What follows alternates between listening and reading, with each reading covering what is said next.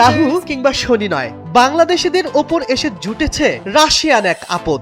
মনিকা কবির নামে রাশিয়ান বংশোদ্ভূত এক তরুণী পথে ঘাটে বাংলাদেশি নাগরিকদের ওপর হামলে পড়ছেন। পাশাপাশি দেশি নারীদের স্বামীর ওপর চোখ পড়েছে তার। বাংলাদেশি বিবাহিত পুরুষদের পটিয়ে নিজের জালে জড়িয়ে ফেলছেন তিনি। দেশের কিছু নারী এমন অভিযোগ এনেছেন রাশিয়ান তরুণী মনিকার বিরুদ্ধে। ভুক্তভোগীরা মনিকার নাম দিয়েছেন রাশিয়ান ফকিন্নি।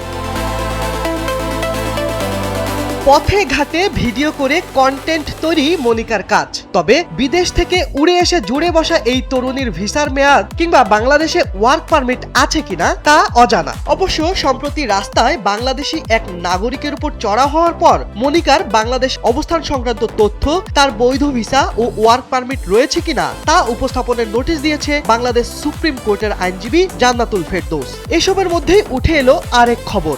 দেশের নারীদের স্বামীদের উপর নজর পড়েছে মনিকার। রাশিয়ান তরুণীর কালো থাবায় গুড়িয়ে যাচ্ছে অবলা বাংলাদেশি নারীর সুখের সংসার।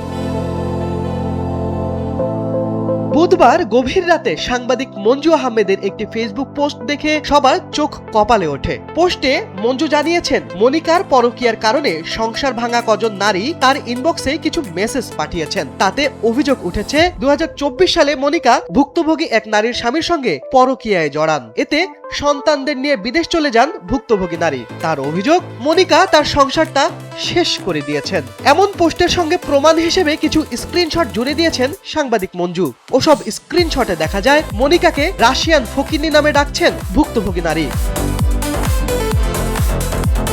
এ বিষয়ে মনিকা কবিরের মতামত জানতে তার মুঠোফোনে বারবার কল দেওয়া হলেও একবারও তিনি সাড়া দেননি।